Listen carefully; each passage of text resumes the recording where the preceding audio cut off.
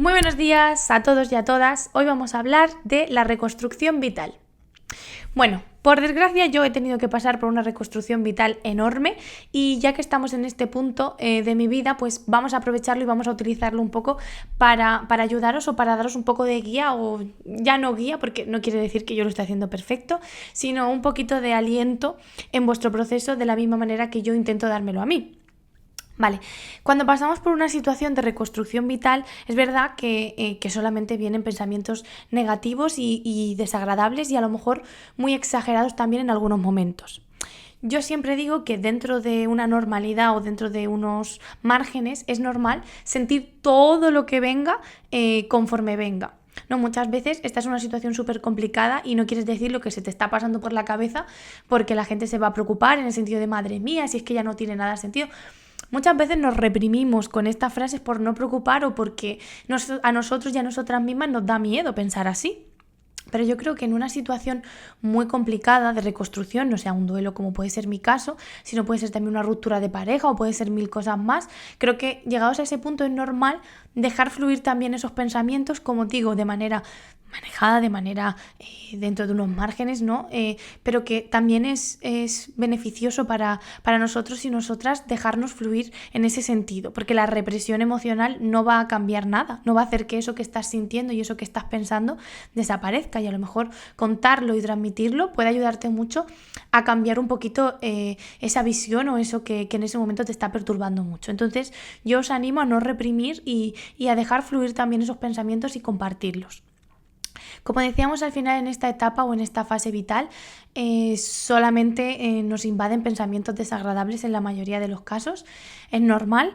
Pero también es una fase, como decía, de reconstrucción, ¿no? Como viene un huracán, te derrumba todo, tu casa está, destruida hasta los cimientos y es normal que haya un esfuerzo ahí terrible, pero también hay una nueva oportunidad. Es decir, es una oportunidad de que todo aquello que no te habías atrevido a modificar porque implicaba un cambio grande en tu vida, lo puedas hacer ahora porque ya tu casa está destruida y la vas a tener que reconstruir desde cero. Puedes cambiar aquellas pequeñas cosas que a lo mejor antes no te atrevías, no veías oportuno o simplemente te daba incluso pereza. Obviamente esto es como quedarnos con la parte buena de algo terrible y no quiere decir ni que merezca la pena ni que vamos a ser súper optimistas y súper positivos, ¿vale? Ojalá no nos pasaran estas cosas para no tener que reconstruir o no tener que aprender o utilizar estos momentos para salir con más fuerza. Pero es verdad que ya que los tenemos que atravesar y no podemos hacerlo de otra forma, puede venirnos súper bien focalizarnos en esto para poder seguir y tirar hacia adelante. Otra cosa que me parece también súper importante es ir acompañados en este proceso de duelo. Y cuando digo acompañados me refiero también a ayuda profesional, en el sentido de que es muy fácil caer en una evitación porque es un dolor tan fuerte, ya os digo, no me centro solamente en un duelo sino de un fallecido, sino me centro también en duelos de pareja. Es muy fácil caer en falsas creencias, es muy fácil caer en la evitación y es muy fácil que el duelo se quede paralizado y que luego nos cueste muchísimo retomarlo o incluso pueda aparecer en modo depresión en el futuro.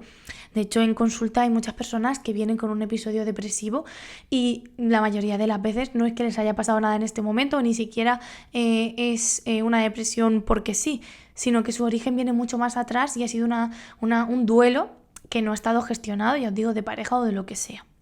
Entonces, lo que decía es que es importante ir acompañados por todos estos aspectos. Para mí el más importante y más como el que más puede corresponder a mi personalidad o a mi forma de ser es la evitación. Es decir, soy una persona súper sensible y en muchas ocasiones mi cabeza, sin que yo lo quiera, desconecta de ciertos pensamientos que son necesarios para superar y avanzar, y a lo mejor sí que tengo que forzarme y entenderme con forzarme un poco a gestionar y a pensar más en el asunto. Ya os digo, en mi caso es porque soy súper sensible y sé que en las situaciones por las que paso puedo sentir un dolor atroz con una sensibilidad extrema y en muchas ocasiones incluso me puede beneficiar esta evitación, pero si me paso en otro punto me puede perjudicar. En mi caso no he tenido creencias distorsionadas acerca de las vivencias vitales, no he pensado, no me ha cambiado la visión del mundo hacia que el mundo es horrible, que no merece la pena vivir.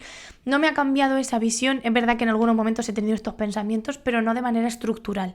Entonces, a lo mejor en un duelo por pareja, en un duelo de una relación, puede ser más común y corriente tener este tipo de pensamientos, ¿no? De nadie me va a querer, no soy válida, no tiene sentido nada, yo qué sé, mil cosas así. Entonces, os recomiendo que vayáis analizando estas creencias porque os pueden perjudicar y además os pueden perjudicar muchísimo porque estas creencias os van a acompañar no solo durante el duelo sino a posteriori. En muchas ocasiones, en los duelos de relaciones y también en los duelos de un ser querido, como que nos podemos cuestionar todo mucho. Es decir, como que podemos mirar hacia atrás y decir, ¿y cómo fue esto? ¿Y cómo fue lo otro? Y esto no era como yo pensaba. O sea, como que al final un duelo implica hacer un repaso de todo lo que has vivido con esas personas o con esas situaciones. Entonces puede que como lo estamos interpretando ahora desde el dolor, todo cambie. Y esa sensación es rarísima y espantosa porque ya no sabes ni quién eras tú cuando estabas allí, ni cómo pasó todo, ni qué vínculo tenías y sobre todo pasa en los momentos de más colapso emocional.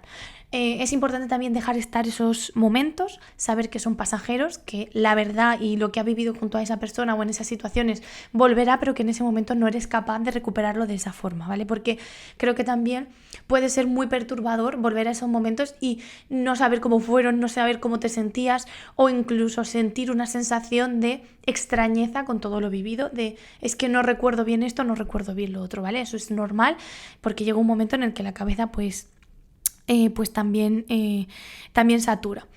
Otro punto que a mí me parece súper importante en la reconstrucción es no cuestionar lo que hagas, lo que pienses o lo que sientes. Creo que vivimos en un mundo en el que queremos que todo se haga de manera correcta. O sea, si estoy en un duelo, tengo que ir hacia adelante, nunca puedo retroceder en negar la realidad. Pero yo creo que es parte de cualquier proceso ir hacia adelante, hacia atrás y también sentir cosas que a lo mejor no son del todo correctas, pero yo creo que es eso, el filtro que hacemos muchas veces nos hace bloquearnos porque estás negándote lo que estás sintiendo.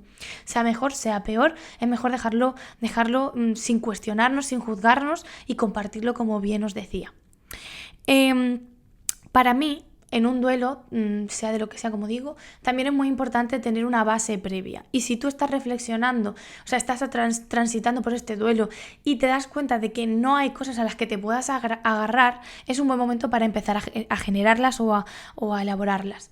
Me refiero, yo hacía un repaso de mi vida y me daba cuenta de que ante los momentos de mayor dificultad sí que tiro mucho para adelante y creo que es porque tengo un sostén. O sea, desde pequeña pues a lo mejor he encontrado la paz en la naturaleza, en hacer fotos, en estar con mis amigos. He encontrado como muchas fuentes de bienestar que me han hecho tener un soporte, ¿no? Como repartir mi bienestar en muchos saquitos. Y yo creo que ahora esos saquitos me están tirando hacia adelante y me están haciendo pues tener también pequeños alientos en todo este proceso tan doloroso.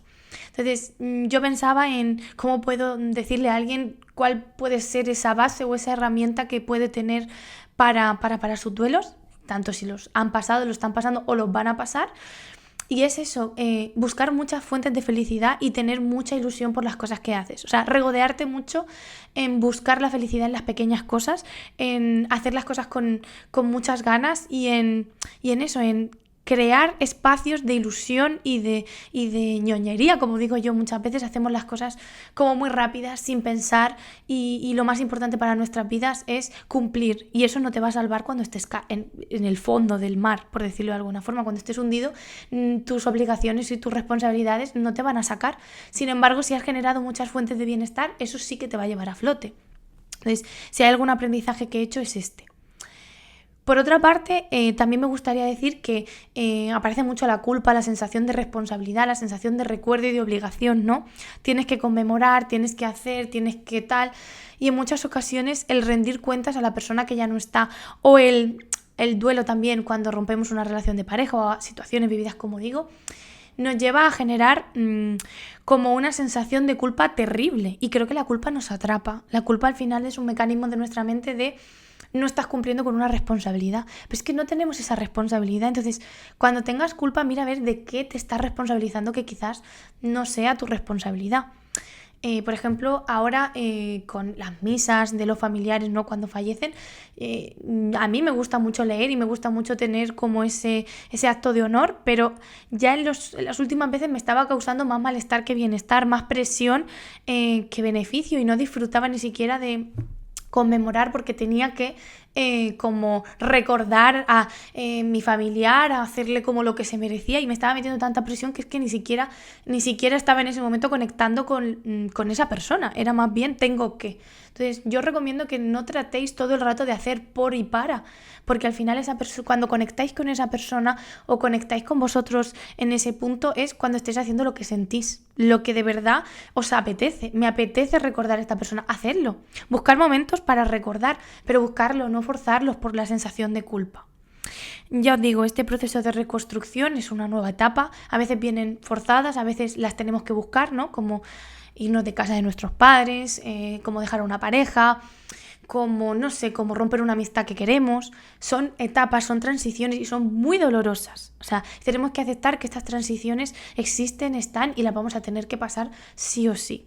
Prepararnos desde la aceptación y no desde la negación nos puede ayudar muchísimo, ¿vale? Entonces, también tratad de eso, de no maldecir tanto la mala suerte o maldecir tanto la situación, sino tratar de aceptar el dolor, comprenderos vuestro dolor y acompañaros para encontrar como la calma dentro de ese dolor. Espero que os haya ayudado aunque sea un poquito, y cualquier cosa que necesitéis no dudéis en escribirme.